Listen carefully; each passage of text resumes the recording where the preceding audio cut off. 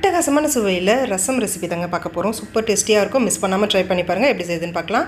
இதுக்கு medium size 4 பழுத்த தக்காளி எடுத்து தண்ணியில் சேர்த்துருங்க. ஒரு 5 நிமிஷத்துக்கு ஹை ஃப்ளேம்லேயே நல்லா கொதி வரட்டும்.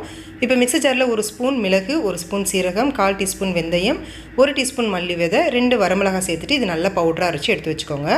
இப்போ மறுபடியும் மிக்ஸர் ஜாரில் 1 பச்சை மிளகாய், ஒரு 10 பல்லு பூண்டையும் சேர்த்து இதையும் நல்லா கொரகொரப்பாக அரைச்சி எடுத்து வச்சுக்கோங்க.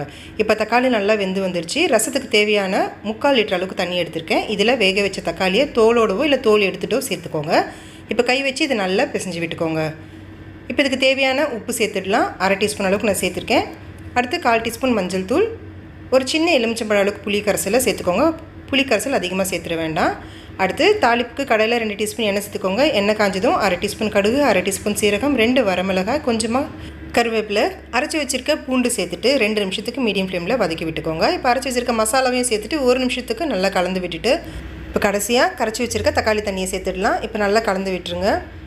இது கொதி வர்றதுக்கு கொஞ்சம் நேரத்துக்கு முன்னாடி நல்லா நுரக்கட்டி வரும்போது 1/2 டீஸ்பூன் வெல்லம் சேர்த்துக்கோங்க. 1/2 டீஸ்பூன் பெருங்காயத்தூள் சேர்த்துட்டு பொடியாக நறுக்கின கொத்தமல்லி தூவிட்டு கலந்து விட்டுடுங்க. செம்ம டேஸ்டியான ரசம் ரெசிபி மிஸ் பண்ணாமல் ட்ரை பண்ணி பாருங்கள். பிடிச்சிருந்தா லைக் பண்ணி ஷேர் பண்ணுங்கள்.